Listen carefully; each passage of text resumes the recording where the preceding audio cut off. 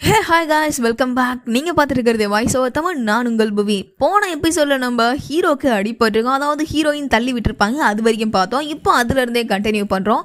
எபிசோடோட ஸ்டார்டிங்லேயே ஹீரோயினை கூட்டு போய் ஜெயிலில் வச்சு நீங்கள் அவரை தள்ளி விட்டதுக்காகவும் போலீஸ் வேஷம் போட்டதுக்காகவும் உங்களை கைது பண்ணுறோம் அப்படின்னு சொல்கிறாங்க. கண் விழிச்சு பார்த்தா அது கனவு, உண்மை கிடையாது. அடிப்பட்ட ஹீரோவை ஆம்புலன்ஸில் ஏற்றி போட்டு கொண்டு போகிறாங்க. கொண்டு போய் மறுநாள் பார்த்தீங்கன்னா அவங்க அசிஸ்டண்ட்லாம் இருக்காங்கல்ல, அவர் இறந்து போயிட்டாருன்னு நினச்சிக்கிறாங்க. அவங்களுக்கு ஃப்ரேம் செட் பண்ணுறது, சவப்பெட்டி ரெடி பண்ணுறது, என்னப்பா பாடம் ரெடியா, மாலை ரெடியா அப்படின்ற மாதிரி ரெடி பண்ணிட்டு இருக்காங்க.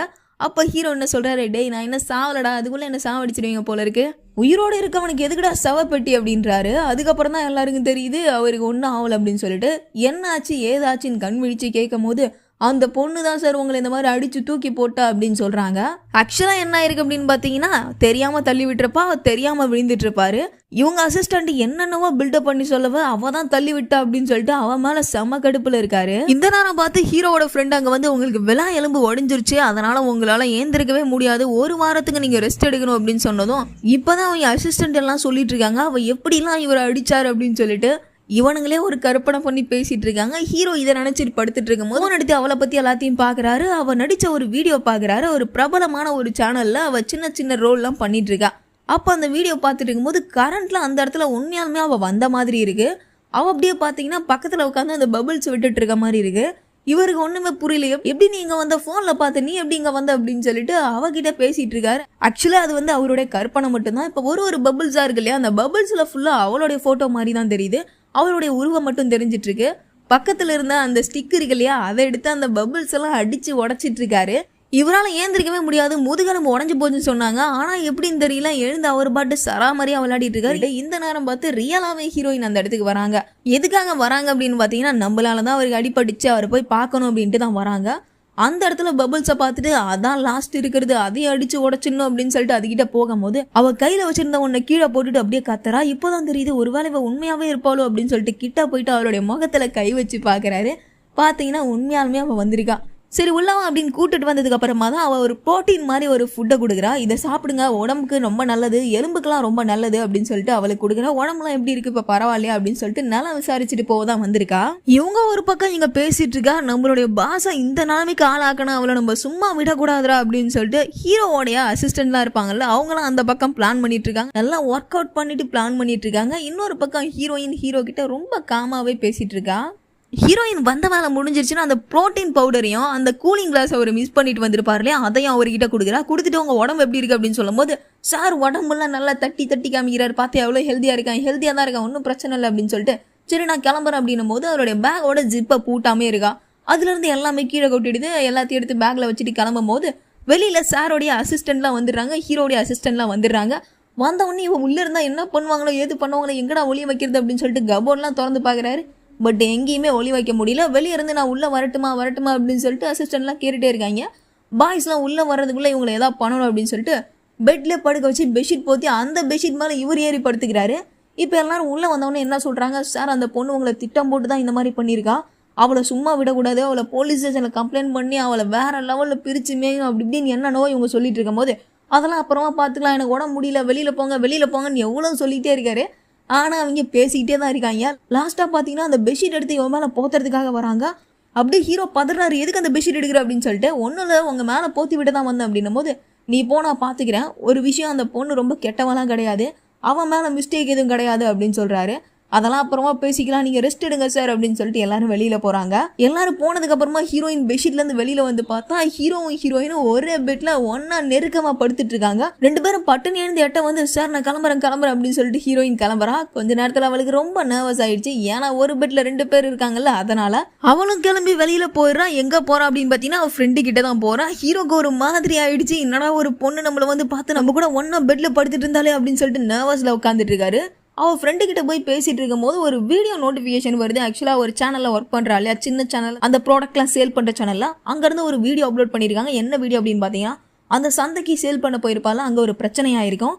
அந்த பிரச்சனையை வச்சு எடிட் பண்ணி அப்லோட் பண்ணியிருக்காங்க. அது எப்படி அப்லோட் பண்ணியிருக்காங்க அப்படின்னு பார்த்தீங்கன்னா, அதாவது ஹீரோடைய சைடில் இருக்க ப்ராடக்ட் எல்லாமே வேஸ்டான ப்ராடக்ட் ஆகும், அதுக்காக இவங்க மக்கள் கிட்ட நியாயம் கேட்ட மாதிரியும் எடிட் பண்ணி அப்லோட் பண்ணியிருக்காங்க. இதை பார்த்துட்டு ஹீரோயின் நேராக அந்த இடத்துக்கு போயிட்டு, எதுக்கு அந்த மாதிரி அப்லோட் பண்ணீங்க, எதுக்கு அந்த மாதிரி எடிட் பண்ணீங்க, ஒரிஜினல் வீடியோ அப்லோட் பண்ண வேண்டியதானே அப்படின்னு கேட்கும் போது அதெல்லாம் ஒன்றும் கிடையாது, பார்த்துக்கலாம். வியூஸ் இப்போவே 2 மில்லியன் போயிருக்கு, இன்னும் ஒரு 10 மில்லியன் போகட்டும், நிறைய காசு சம்பாதிக்கலாம் அப்படின்னு சொல்றாரு. ஆனா ஹீரோயின் என்ன பண்றா, வீடியோல அது உண்மையே கிடையாது, எது உண்மையோ அதை போடுங்க அப்படின்னும் போது அதுக்கு அவன் என்ன சொல்றான்னா, நம்ம ப்ராடக்ட் நல்லா சேல் ஆகும், அது மட்டும் இல்லாமல் நம்ம சேனல் நல்லா டெவலப்பும் ஆகுது. இன்னொரு விஷயம் என்ன அப்படின்னு பார்த்தீங்கன்னா, அவங்க ப்ராடக்ட் சேல் ஆனால் என்ன, சேல் ஆகலைன்னா நமக்கு என்ன நல்லது நடக்குதோ அதை மட்டும் பார்த்துட்டு போ அப்படின்னு சொல்லிட்டு அவளை எவ்வளோ பிரெயின் வாஷ் பண்ணாலும் அவ திரும்ப இவங்கிட்ட வந்து இந்த மாதிரி பண்றது தப்புன்னு சொல்லிட்டே இருக்கா.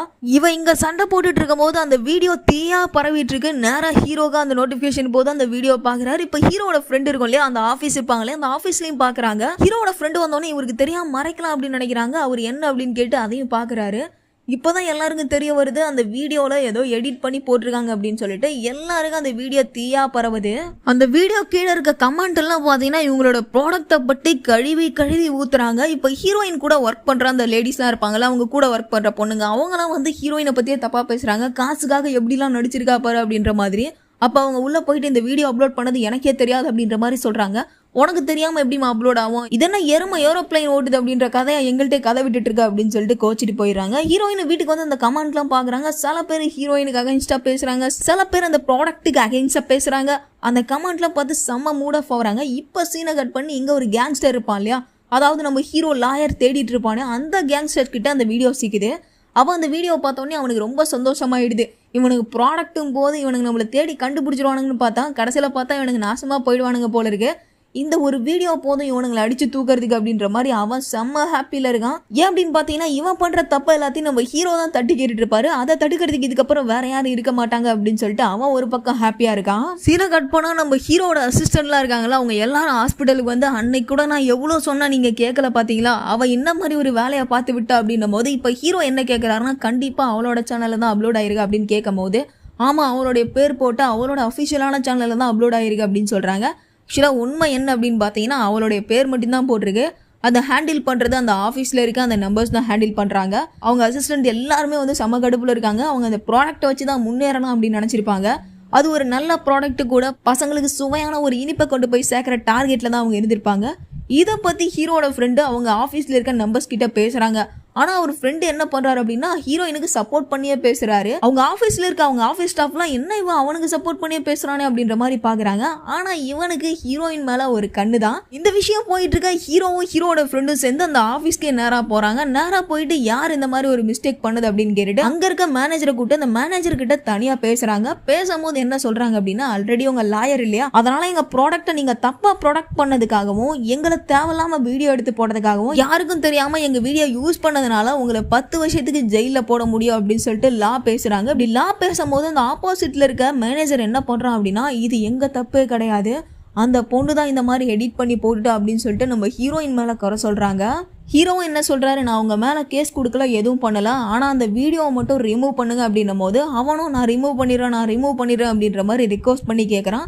இவங்க உள்ள பேசிட்டு இருக்கும் போது இந்த நேரம் பார்த்து ஹீரோயின் அந்த ஆஃபீஸ்க்கு வந்து என்ன பண்றாங்க அப்படின்னா, அந்த சிஸ்டத்துக்கிட்ட அந்த வீடியோ எடிட்டிங் சிஸ்டம் இருக்கும் இல்லையா, அந்த சிஸ்டத்துக்கிட்ட இருக்க அந்த ஒரிஜினல் பிரிண்டை எடுக்கிறாங்க. அதாவது அன்னைக்கு வீடியோ எடுத்த அந்த ஒரிஜினல் பிரிண்ட் இருக்கும் இல்லையா, அதை எடுத்துட்டு இருக்காங்க. இந்த நேரம் பார்த்து ஹீரோ உள்ள இருந்து வெளியில வராரு.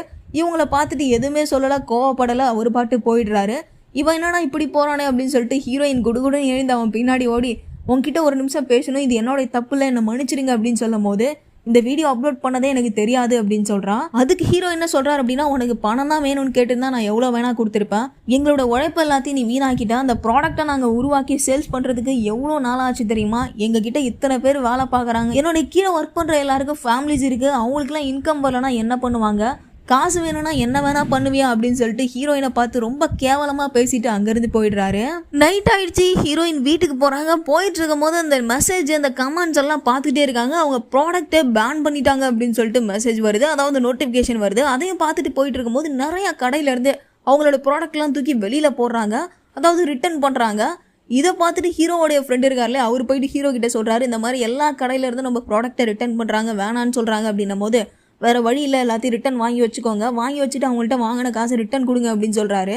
இந்த நியூஸ் தீயா பரவிட்டு இருக்கும் போது ஹீரோட அசிஸ்டன்ட் எல்லாமே இருக்காங்கல்ல, அவங்களாம் ரொம்ப ஃபீல் பண்றாங்க. எல்லாருமே இன்னசென்ட் பாய் தான், இந்த ப்ராடக்ட்டை சேல் பண்ணி இதை வச்சு தான் அவங்க லைஃபே ரன் பண்ணிட்டு இருந்திருப்பாங்க. இப்போ பார்த்தீங்கன்னா அவங்கள ஒரு தப்பான ஒரு பர்சனாக ப்ரொடக்ட் பண்ணிட்டாங்க. அதெல்லாம் பார்த்து எல்லாருமே ரொம்ப ஃபீல் பண்ணிட்டு இருக்காங்க. இப்படி ஃபீல் பண்ணிட்டு இருக்கும் போது ஹீரோயின் என்ன பண்ணுறாங்க அப்படின்னு பார்த்தீங்கன்னா, ஒரிஜினலாக இந்த வீடியோ எடுத்திருப்பாங்க இல்லையா, ஃபஸ்ட்டு அந்த காப்பியை எடுத்துகிட்டு போயிருப்பாங்க. அந்த காப்பியை உட்காந்து வீட்டிலேருந்து அப்லோட் பண்ணுறாங்க, அவங்க அஃபிஷியல் பேஜில் அப்லோட் பண்ணுறாங்க. இதுதான் அந்த வீடியோட விளக்கம். First video. இன்னும் வீடியோஸை நான் அப்லோட் பண்ணுவேன் அப்படின்னு சொல்லிட்டு ஒவ்வொரு வீடியோவாக அப்லோட் பண்ணிட்டு இருக்காங்க. இப்படி அவங்க அப்லோட் பண்ண உடனே அந்த வீடியோவுக்கு மில்லியன் கணக்கில் வியூஸ் போயிடுச்சு. அந்த வீடியோவை பற்றி நிறைய கால்ஸ் அவங்க கம்பெனிக்கு வந்துட்டு இருக்கு. இப்போ மறுநாள் ஹீரோயின் வேலைக்கு போகிற மாதிரி ஆஸ் யூஷுவல் வேலைக்கு கிளம்பி போகிறாங்க. அந்த ப்ராடக்ட் எல்லாம் சேல் பண்ணுறதுக்காக போகிறாங்க. இந்த இடத்துல அவங்க மேனேஜர் வந்து அந்த ஒரிஜினல் பிரிண்ட்டை யாரோ அப்லோட் பண்ணியிருக்காங்க, அதை நீ எடுத்தியா அப்படின்னு கேட்கும் போது, எனக்கு அதுக்கு சம்மந்தமே இல்லை சார், நான் இதுகிட்ட வர்றதே கிடையாது, எனக்கு வீடியோ எடிட் பண்ணவும் தெரியாது அப்படின்னு அவ சொல்கிறான். சொன்னது மட்டும் இல்லாமல் நான் வேலைக்கு கிளம்புறேன் அப்படின்னு சொல்லிட்டு அங்கேருந்து 2-3 ப்ராடக்ட் எடுத்து, அதாவது அவங்க ஒரிஜினல் ப்ராடக்ட் வச்சிருக்காங்க, அந்த ப்ராடக்ட் எடுத்துட்டு வேலைக்கும் போகிறான். இந்த வீடியோவை நம்ம ஹீரோவும் பார்க்குறாரு. அந்த வீடியோவில் என்ன இருக்குது அப்படின்னு பார்த்தீங்கன்னா, தெரியாமல் அவங்க அசிஸ்டண்ட் ஒருத்தவன் என்ன பண்ணுறான், தெரியாமல் ஒரு கஸ்டமரை இடிச்சிடறான். அதனால் அவர் மேலே கரைப்பட்டுடுது. அதனால் மற்றவங்க எல்லாம் வந்து அவர்கிட்ட மன்னிப்பு கேட்குறாங்க. சாரி சார், இதுக்கப்புறம் அந்த மாதிரி மிஸ்டேக் நடக்காது, தெரியாமல் இடிச்சிட்டோம் அப்படின்னு சொல்கிறாங்க. அவர் மேலே வந்து அந்த கரையும் தொடச்சி விடுறாங்க. இதுதான் அந்த வீடியோவில் இருக்குது. இப்போ அஃபிஷியலாக என்ன நடந்தது அப்படின்னு சொல்லிட்டு எல்லாருக்கும் தெரிய வந்துருச்சு. இப்போ ஹீரோ அவருடைய ஃப்ரெண்டு கிட்ட இந்த வீடியோ யார் அப்லோட் பண்ணுது அப்படின்னு கேட்கும்போது, அந்த பொண்ணு தான் அவளுடைய பேஜில் அப்லோட் பண்ண அப்படின்னு சொன்ன உடனே இதை கேட்டு ஹீரோ ஃபீல் பண்ணுறாரு. அன்னைக்கு வேற அவளை ரொம்ப கடுமையாக நம்ம திட்டிட்டுமே அப்படின்னு சொல்லிட்டு ஃபீல் பண்ணிட்டு இருக்கும் போது அதே ஹாஸ்பிட்டலுக்கு ஹீரோயின் வராங்க. ஹீரோவை பார்க்க தான் வராங்க அப்படின்னு பார்த்தா அவங்க ஹீரோவை பார்க்க வரல. அந்த ஹாஸ்பிட்டலில் குழந்தைங்களாம் இருப்பாங்கல்ல, அவங்க ட்ரஸ்ட்டை போக்கி அவங்க கூட என்ஜாய் பண்ணுறதுக்காக தான் வராங்க. ஹீரோ இவங்க வர்றதை பார்த்துட்டு இவரை தான் பார்க்க வராங்க அப்படின்னு சொல்லிட்டு ஒளிஞ்சிக்கிறாரு. ஆனால் அவங்க நேராக அங்கே குழந்தைங்களாம் இருக்காங்க, அந்த இடத்துக்கு தான் போகிறாங்க. அந்த குழந்தைங்க எல்லாமே ஏதோ ஒரு பிரச்சனை, ஏதோ ஒரு நோய்வாய்ப்பட்ட குழந்தையா தான் இருக்காங்க. அங்கே போயிட்டு அந்த குழந்தைங்கிட்ட ஜாலியாக சின்ன சின்ன பொருளை வச்சு விளையாடிட்டு இருக்காங்க. இதை நம்ம ஹீரோ ஒளிஞ்சிருந்து எட்டி பார்க்குறாரு. ஹீரோயின் கதை சொல்ல அந்த குழந்தைங்கலாம் ஜாலியாக என்ஜாய் பண்ணிட்டு இருக்காங்க. ஹீரோயினை ஓரமாக நின்று திருட்டுத்தனமாக ஹீரோ சைட் அடிச்சிட்டு இருக்காரு. அங்கே வந்துட்டு போகிற ஸ்டாஃப்லாம் சொல்கிறாங்க, நம்மளால கூட இந்த குழந்தைங்களை சிரிக்க வைக்க முடியாது, அந்த பொண்ணு வந்தால் மட்டும்தான் சிரிக்க வைக்க முடியும் அப்படின்னு சொல்லிட்டு இருக்கும் போது, சரி வேலை முடிஞ்சது வீட்டுக்கு கிளம்புவோண்டா அப்படின்னு சொல்லிட்டு ஹீரோயின் வீட்டுக்கு கிளம்பும் போது அங்கே ஹீரோடைய ரூம் இருக்கு இல்லையா, அதாவது அட்மிட் ஆயிருக்காரு, அந்த ரூமுக்கு போயிட்டு கதவை தட்டுறாங்க. யாரும் கதவை திறக்கவே இல்லை. அதனால அவங்க கொண்டு போன பேக்கை அந்த கதவுக்கு வெளியிலே வச்சுட்டு வந்துடுறாங்க. நேராக ஒரு கடைக்கு போகிறாங்க. போயிட்டு நிறைய பாட்டில் பீரை வாங்குறாங்க. ஒரு 4 பாட்டில் பீரை வாங்கி கையில் வச்சுட்டு அப்படியே போகிறாங்க. தனியாக போகும்போது ஹீரோ வெளியில் வராரு. ஹீரோவும் பார்க்குறாரு இவங்க போகிறத.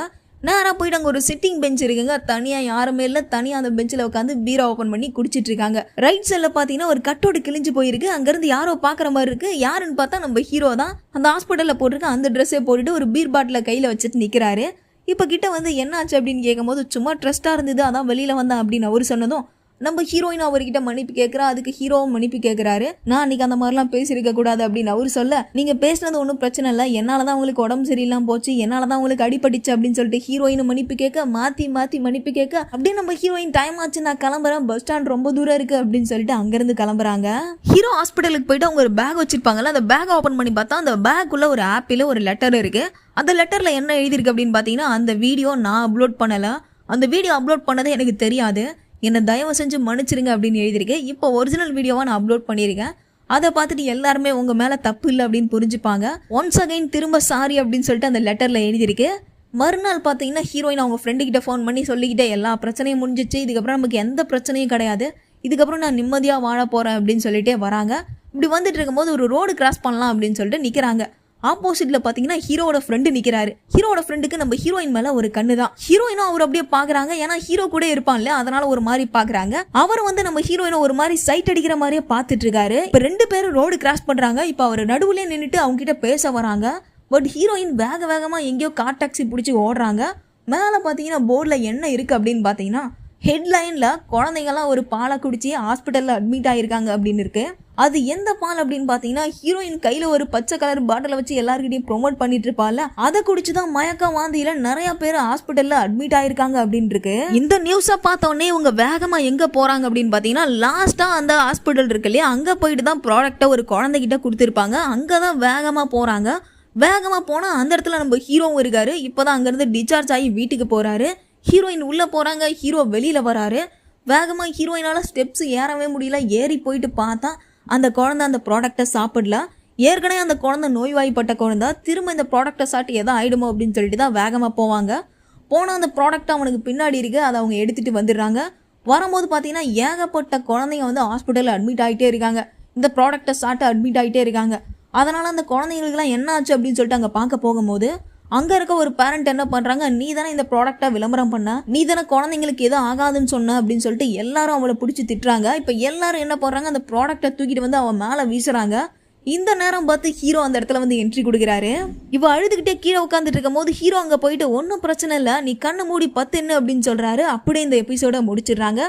ஹே காய்ஸ், இந்த எபிசோடு உங்களுக்கு பிடிச்சிருந்துன்னா இந்த வீடியோக்கு 10க்கு எவ்வளோ ரேட்டிங் கொடுப்பீங்க அப்படின்னு சொல்லிட்டு மறக்காம கமெண்ட் பண்ணிட்டு போங்க. நெக்ஸ்ட் ஒரு செம்மையான வீடியோட சந்திக்கிறேன். திஸ் இஸ் புவி, தென் பாய்.